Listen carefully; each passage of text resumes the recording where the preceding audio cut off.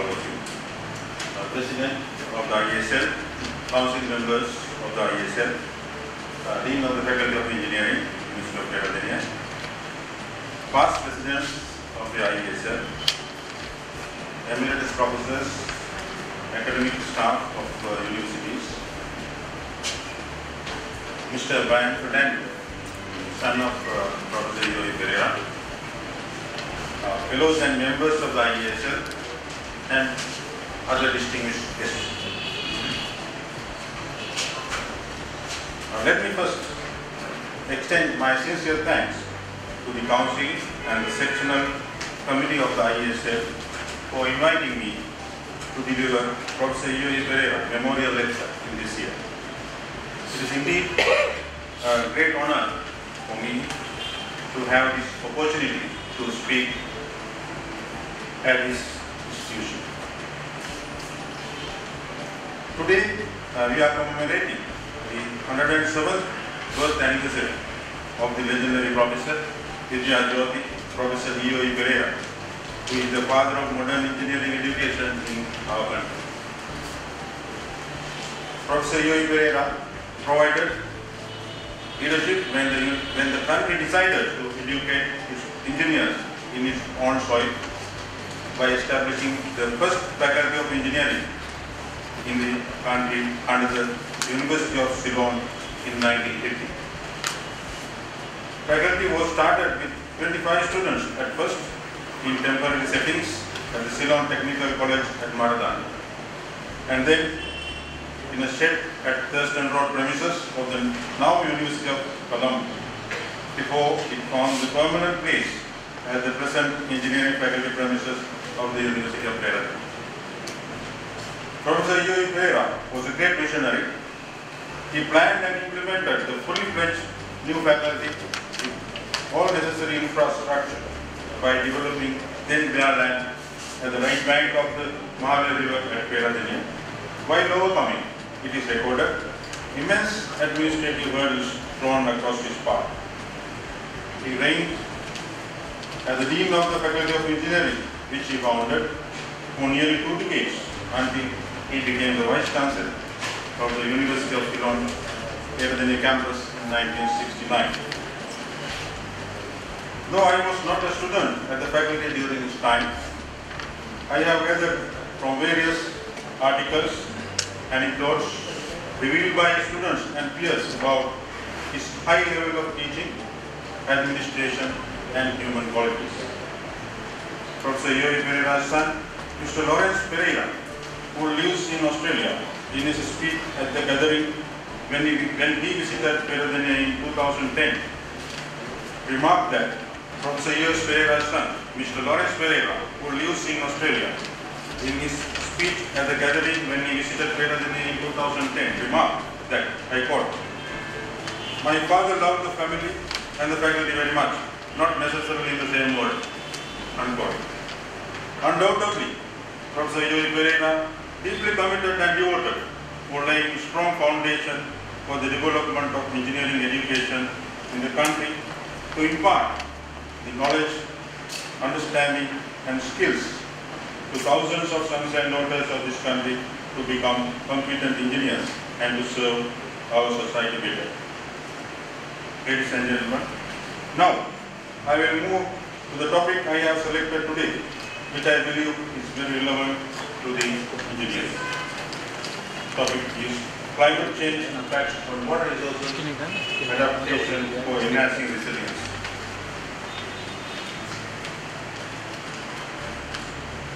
Climate change refers to any significant change in the measures of climate, such as temperature, precipitation, wind patterns, lasting for several decades or longer. It is well established that rising global temperatures and warming Earth have been accompanied by noticeable changes in weather and climate in the past decades. Many places have seen changes in rainfall, resulting in more floods, droughts, or intense rain, as well as more frequent severe heat waves. It is also evident that the oceans are warming and becoming more acidic, and glaciers and ice caps are melting.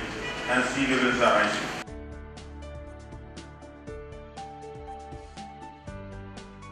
Analysis of observational data sets for the atmosphere, land surface, ocean and biosphere of the climate system show that global mean surface temperature or GMST has increased since the late 19th century. The global average combined land and ocean temperature data show a warming of about 0.85 Celsius over the period 1880 to 2012. The total increase between the averages of the 1950-1900 period and the 2003 to 2012 period is about 0.78 degrees Celsius. You can see in the figure 1 which is shown. Each of the past 3 decades has been successively warmer at the Earth's surface than the previous decades. Despite the multi-decadal warming, there exists substantial interannual to decadal variability in the rate of warming. The several periods exhibiting weaker trends, figure 2 is disclosed.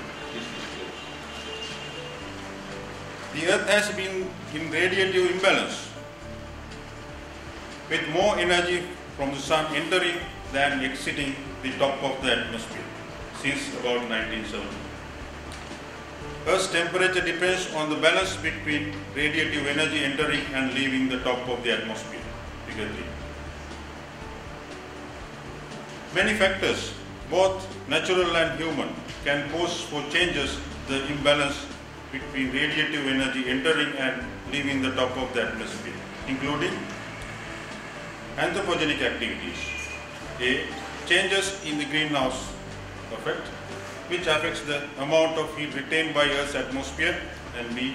Land use changes and releases of aerosols leading to changes of the reflectivity of Earth's surface and atmosphere. Natural activities. A. Variation in the Sun's energy reaching the Earth due to solar cycles. B. Volcanic eruptions. The Earth does go through natural cycles of warming and cooling, caused by factors such as changes in the Sun or volcanic activity. This has been closely examined, and the warming we have seen in the past 50 years cannot be explained by natural factors alone.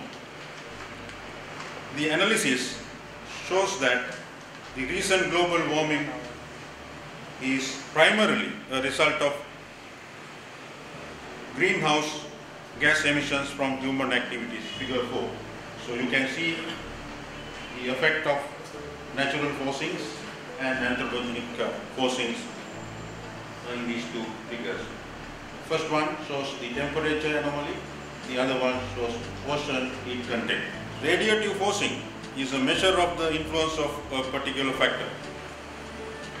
Example, greenhouse gases, aerosols, or land use changes, variation of the Sun's energy on the net change in the Earth's energy balance.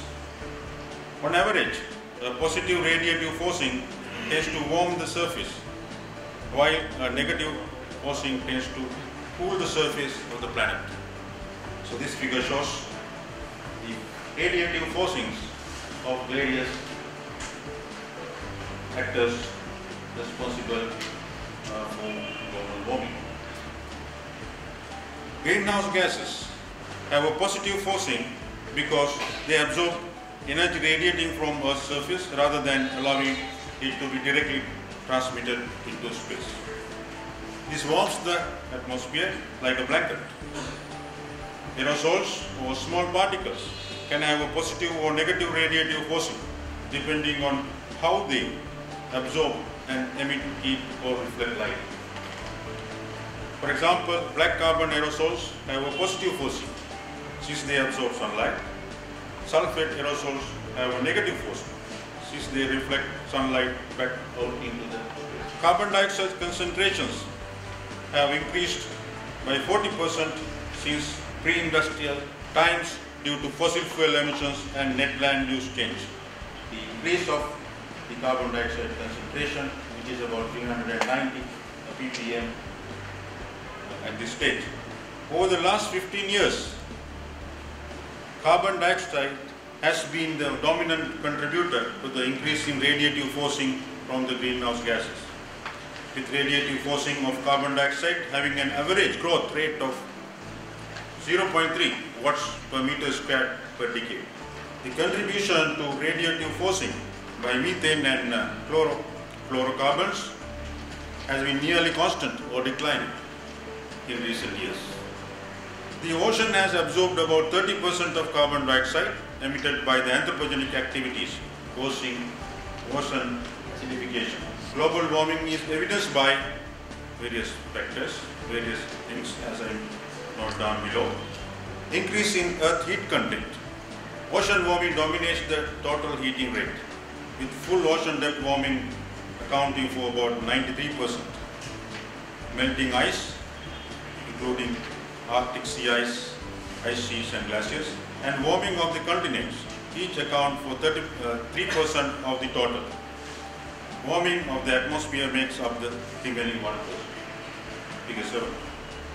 Glaciers worldwide are persistently shrinking. Total mass loss from all glaciers in the world, excluding those on the periphery of the ice sheets, was about 226 gigaton per year, which is equivalent to a sea level rise of 0.62 millimeters per year during the period 1971 to 2009. Mass loss of the Greenland ice sheet has increased since 1992. The average rate has very likely increased from 34 gigaton per year in the period 92 to 2001 to about 215 gigatons per year over the period 2002 to 2011. Now, if you see the Arctic sea ice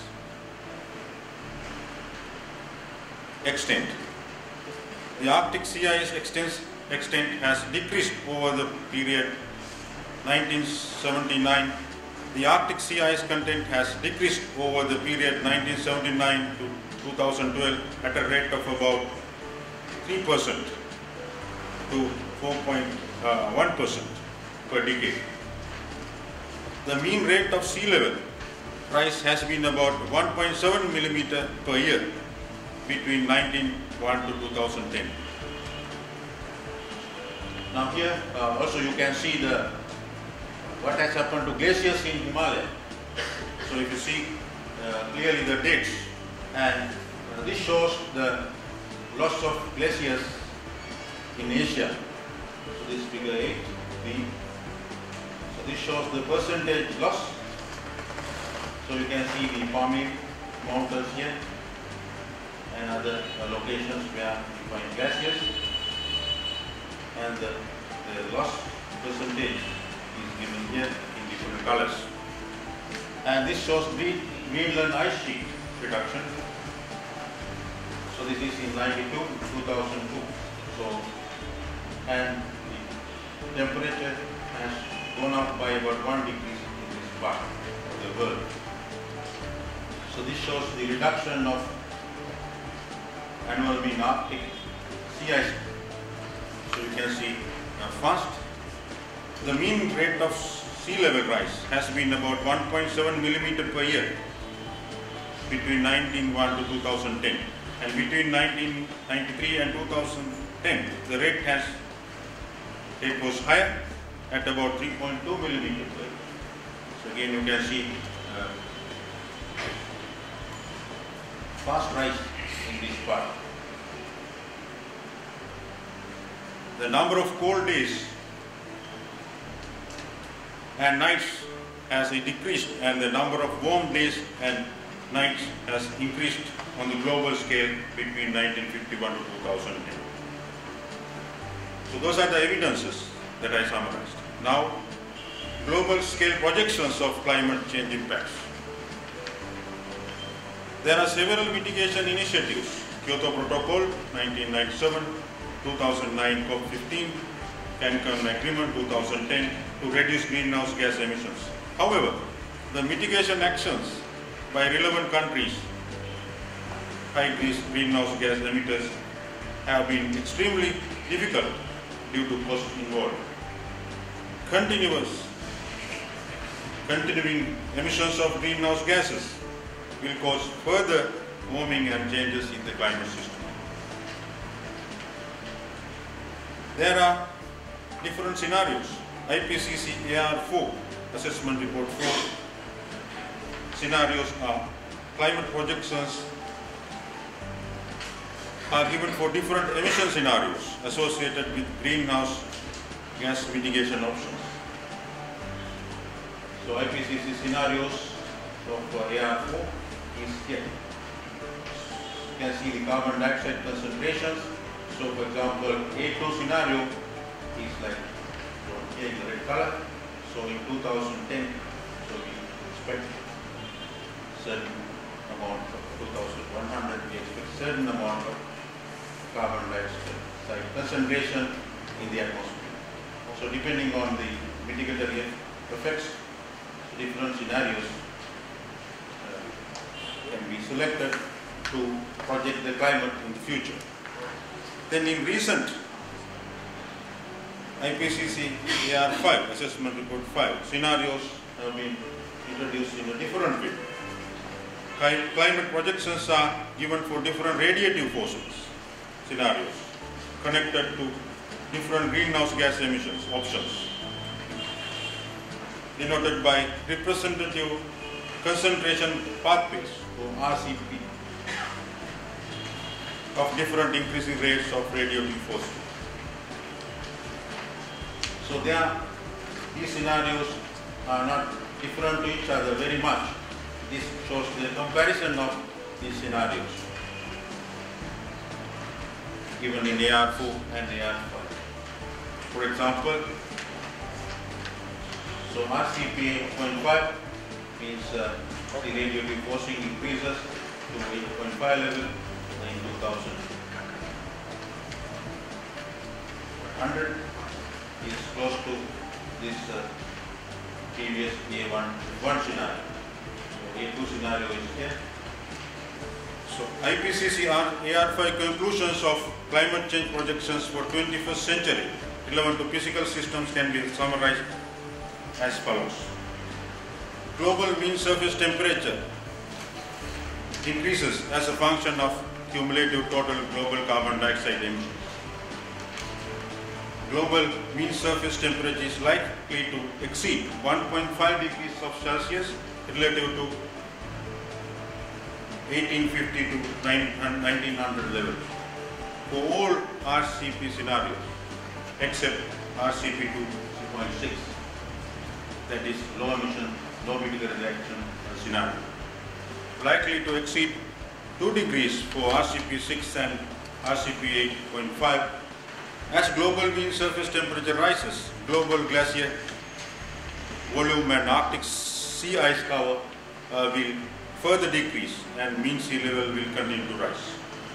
Figure 13. Climate change will affect carbon cycle processes in a way that will exacerbate the increase in carbon dioxide in the atmosphere. Uptake of carbon by the ocean will increase ocean acidification. It is very likely that the length, frequency and intensity of warm spells or heat waves will increase over most of land areas. The frequency of heavy precipitation will increase over many areas of the globe. Now I move to climate change impacts on freshwater resources in Sri Lanka. In South Asia, seasonal mean rainfall shows interdecadal variability, noticeably a declining trend with more frequent deficit monsoons and regional inhomogeneities. The interannual standard deviation of seasonal mean precipitation increases. The frequency of heavy precipitation events is increasing, while light rain events are decreasing. Future increases in precipitation extremes related to the monsoon are very likely. All models and all scenarios have projected an increase in both the mean and extreme precipitation in the Indian summer monsoon. In Sri Lanka, the assessment of a recent time band of 22 years has shown a 0.45 Celsius increase over 22 years, suggesting a rate of 0.2 Celsius increase per decade. Consecutive dry days are increasing in the dry and intermediate zones. Ambient temperature, both minimum and maximum, has increased. The number of warm days has increased, while the number of cold days has decreased. The precipitation pattern has changed, but conclusive trends are difficult to establish. There have been frequent high intensity rainfall. Sources, Meteorology Department and Disaster Mitigation Center. There is a trend for the increase of one-day heavy rainfall events. An increase in the frequency of extreme rainfall events is anticipated, which would lead to more flood and landslide risk. The general warming trend is expected to increase the frequency of extreme hot days. Increased frequency of dry periods of meteorological droughts is expected, and drought-affected areas will probably increase. Groundwater recharge will decrease considerably in some already water-stressed regions. Rise in temperature is likely to reduce rise in higher temperature, increase precipitation intensity, and longer periods of low flows exacerbate many forms of water pollution with impacts on ecosystem, human health, and water system reliability and operating costs. Sea level rise will affect lagoon ecosystems. Adaptation for enhancing resilience. Water is the agent that delivers many of the impacts of climate change. For example, to agriculture, energy, ecosystems, and to create natural disasters such as floods and droughts. Changes in the hydrological cycle due to climate change can lead to diverse impacts and risks, and they are conditioned by and interact with non-climatic drivers of change and water management practices. Non-climatic drivers include population increase, economic development, urbanization, and land use changes. Reducing exposure and vulnerability and increasing resilience of human and natural systems to the potential adverse impacts of climate extreme is the goal of disaster risk management and adaptation to climate change. Here, identifying hydrometeorological hazards, vulnerabilities, and needs stemming from climate risks provide foundation for adaptation options. Ladies and gentlemen, now I would like to summarize case studies of adaptations carried out in the Kalani River Basin and the Peradeniya Basin for enhancing resilience under changing climate. So please see the PowerPoint slides for now. So climate change adaptation in Kalani River and the Peradeniya Basin are some of the work that we carried out at Peradeniya, and collaborators, my PhD postgraduate students, and Dr. Pereira in United Nations University. So downscaling of GCM projections. To understand the change in climate, we need to see the projections of climate variables in basin scale.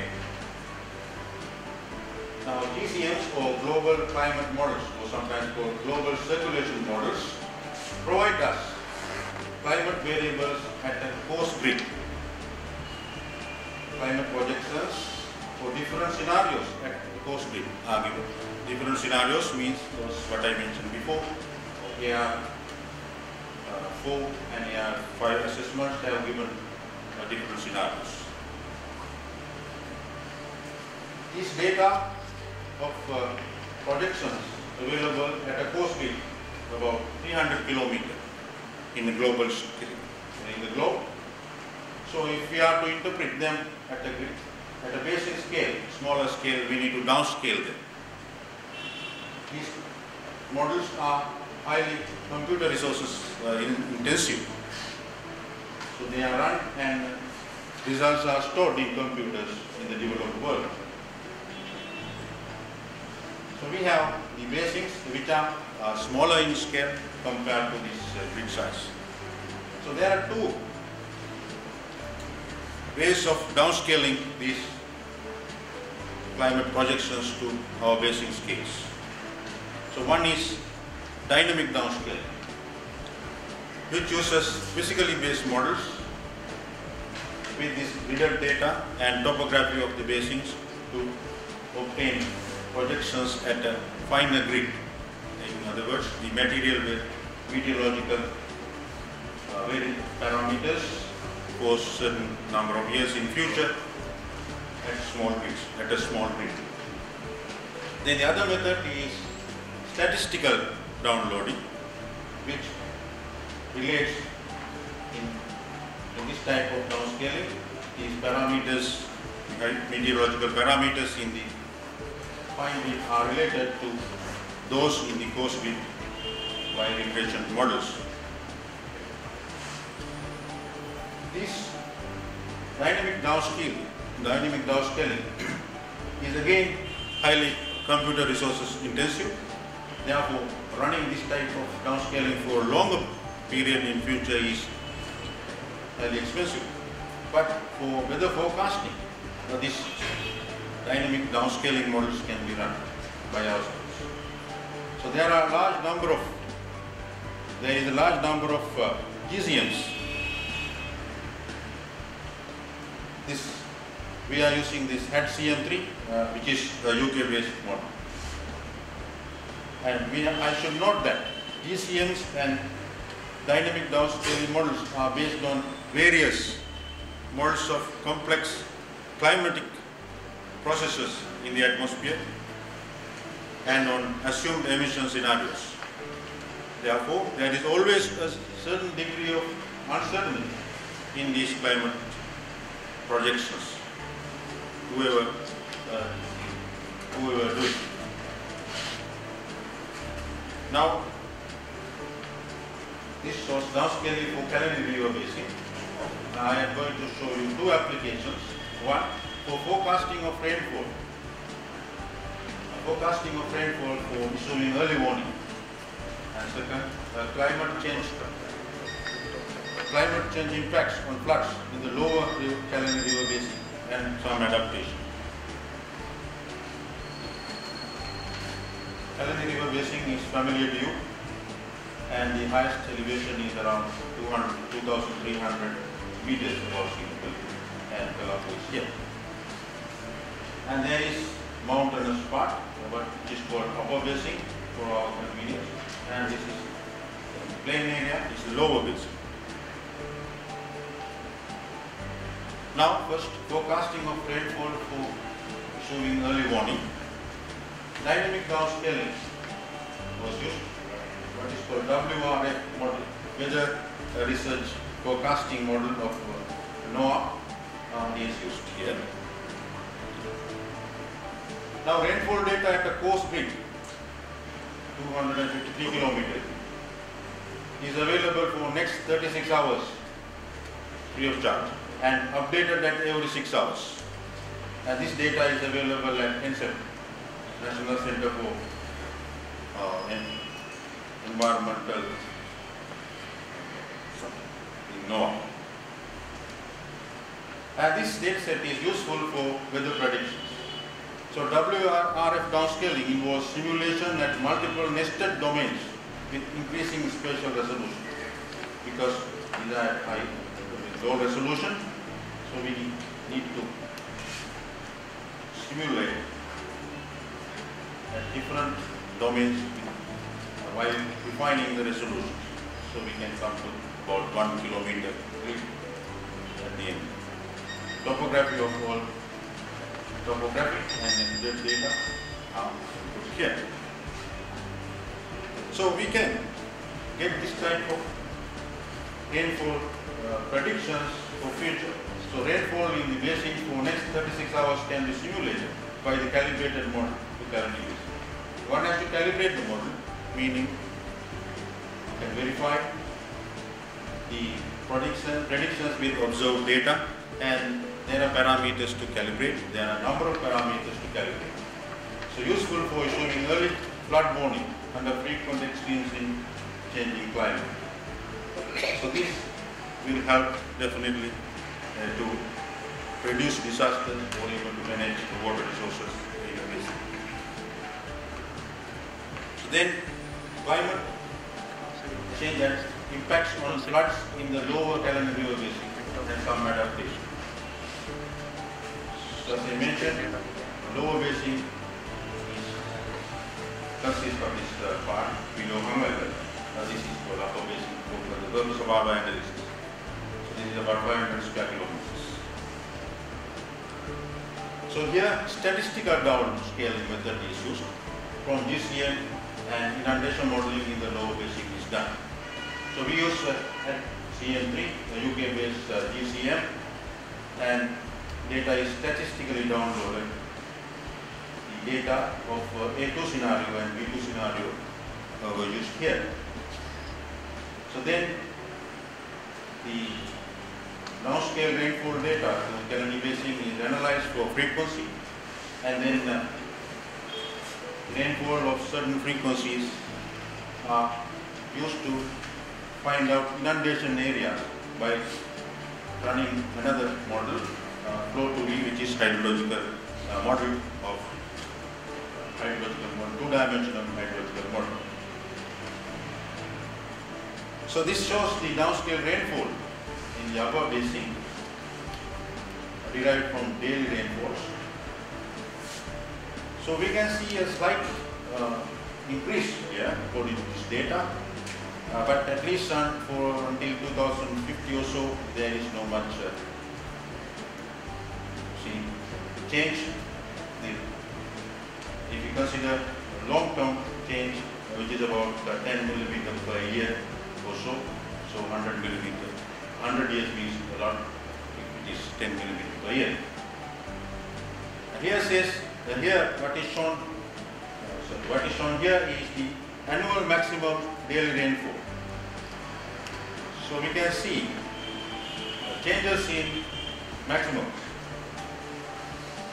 variation of annual maximum daily rainfall. So there is evidence for receiving extreme rainfalls at a high frequency, or low rainfall and high rainfall at a higher frequency. So this shows the same in the lower basin.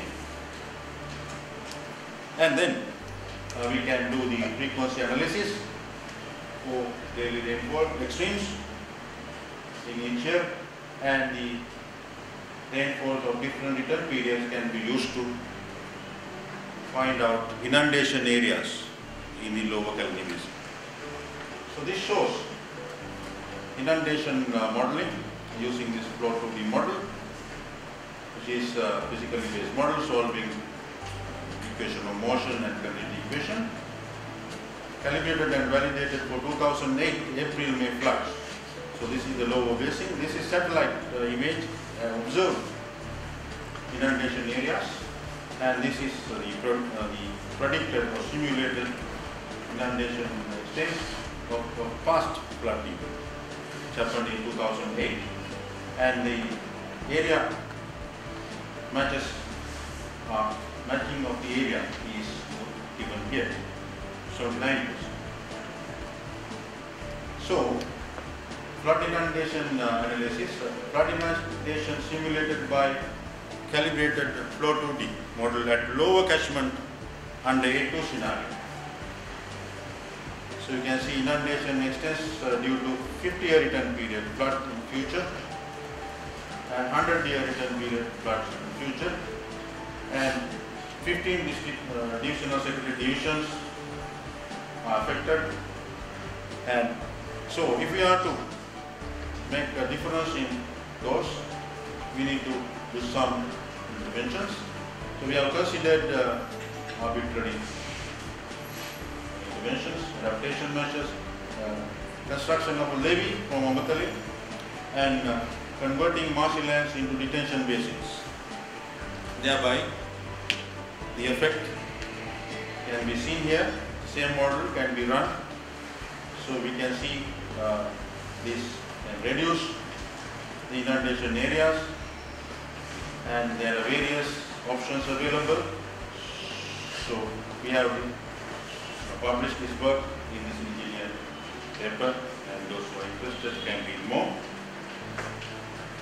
Then I move to the Basin, adaptation for climate change impacts. There are again two applications. Change in the paddy planting date as an adaptation strategy for rice production first, and then the second one, combine traditional and modern irrigation systems for enhancing resilience. Example of the Basin. So let us see the first one. Changing the planting date as an adaptation strategy for rice production. So climate data downscaling and crop modeling is explained here. Again, statistical downscaling from this GCM HCM3 was used to downscale maximum, minimum temperature and rainfall in the basin of the values up to 2090. Then crop model, which is not very much familiar to engineers. Crop model called DSAT was used to estimate rice yield under changing climate. So this model in fact simulates the growth rate and yield under different parameters. This is very much used model in agricultural sector. So this shows the maximum temperature. So there is a trend as shown here, A2 scenario 0.05 Celsius per year. So B2 scenario 0.03 Celsius per year, increasing trend in the basin. And this shows there is minimum temperature, so they affect the rice production. Maximum and minimum temperatures are crucial. And then rainfall events, so we can see annual rainfall, erratic pattern with no much long-term average change in the long-term average in this basin. And therefore you can clearly see the importance of storages, because changes are there, fluctuations are there, erratic rainfall is evident, and seasonal variations to remain, and irrigation storages by large number of tanks will continue to play important role for determining paddy extension. In this basin, as I showed in the previous diagram, there is a large number of irrigation tanks in the basin. Now this shows the rice field under future climate. Now as you know, carbon dioxide to certain extent favors the yield. So future temperature with assuming no carbon dioxide change will give us reduction in rice yield. We have considered 4 different rice planted in that area. The numbers are given in the paper. So if with the carbon dioxide and temperature range and rainfall change, we cannot see a big difference in rice yield in this basin, because the temperature rise reduces the carbon yield, but carbon dioxide helps to increase the rice production. So effect of changing planting date on the rice yield. Simulation were carried out using DSAT for 3 cases. So planting date is usually around end of May. So shifting, advancing and delaying. So we found that advancing the rice planting date is an adaptation option. Results show that seasonally average dry season rice yield is increased by say 130 kg per hectare if we advance the rice planting by 1 month. Then so it is a non-cost adaptation strategy. And the other things that we can note are introduction of temperature tolerant rice varieties, as the agriculture department is working on, and strengthening the storage-based irrigation systems by increasing storage.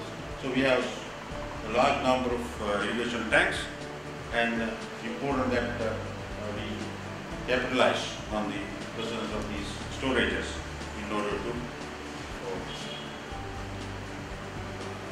adapt to the changing rainfall patterns. Now I move to the second one, mosaic system for resilience, the reservoir project of the irrigation department. An example, adopting traditional and modern combined irrigation systems for enhancing resilience. So ancient systems, we know, so micro-macro irrigation compared to modern systems, resilience for distributed systems, multiple benefits, community-based management, integral part of the life. So they are sustainable and resilient compared to modern systems, which are efficient, of course, and highly productive. So we need the combination of these two for mosaic systems. So exactly this Dadiroy reservoir project is of that type. So some of you know very much, maybe more than me. There are some irrigation engineers. So it is constructed across Dadiroy like this, and there is left bank irrigation canal and right bank transmission canal here, sending water to Mioy basin, and of course release requirements to downstream is where the Atlantic is there, and there are the downstream demands. So this left bank canal will supply water to 135 or 150 existing small tanks, and diversion to left bank development area. So they are not focused on the existence of them, and so it is like this. The canal supplies water to existing 136 tanks. So the canal will run like this, supporting or supplementing the left bank canal will supply water to existing irrigation tanks to supplement the storage in the ancient system. So we model this one using what is called wheat model, modeling water allocation by wheat model. You can see the command areas, and there is increase in command areas in the project, and all those were considered, and the wheat model was set up to see the performance. Now, this tank sends water to intermediate only if the tank reaches to a spill level. So priority is for this left bank irrigation system. And if there is water, hydropower is generated. Spilling water or the mandatory release to downstream will be used to generate hydropower. Now, this is the situation in 2005. We have simulated for last 10 years. So special year here. So here we had little rainfall. Now with small tanks in the left bank. So I am considering without small tanks, means if we had forgotten the small tanks like what we have done in Marvel and and what would have happened. And this is how it happens with small tanks.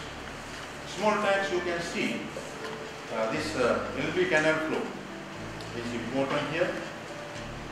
LB canal flow is met without failure. LB, left bank canal flow. There is, so when there are small tanks, means we are using the catchment, the yield, catchment yield or water coming from their catchments, and also we store water in those tanks when there is enough water in the tank, in the reservoir. Now here, this what is shown in blue is the water coming to the reservoir. What is shown in purple is the left bank canal diversion, and what is shown in black is the amount of water sent to intermediate right bank diversion. Whenever there is a spill water, excess water, that is sent to intermediate. 95 billion cubic meters is to be sent every year. That's all. According to the plan. So here, if you notice this, you can see that the reservoir has gone to a very low level. The reservoir storage here, in this case is 21. So it's 17 is the minimum storage, the dead storage. So if we neglect small tanks and develop those tanks as well for command areas, so you can see the difference here. There is a failure in this one. In this one, the reservoir falls down below the storage, and so without tanks and with tanks, this one is here. So with tanks and without tanks. Sorry. So with tanks here. So without tanks. So this has gone below. So literally in this one, the system fails. System cannot send sufficient water to LB. So you can see this mosaic system. We combine modern system with ancient system, and the strength to face such changes better than modern system alone. I think we should congratulate the irrigation department for planning this type of project, thinking different from some other points.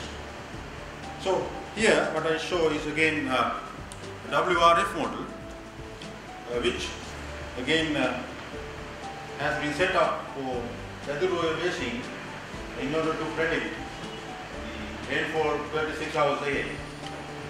So thereby the irrigation engineers can think about operating reservoir. If there is a rain coming and if there is spill, if you are going to take a spill reservoir, they can manage water, send water to maybe to the transmission canal or the tanks,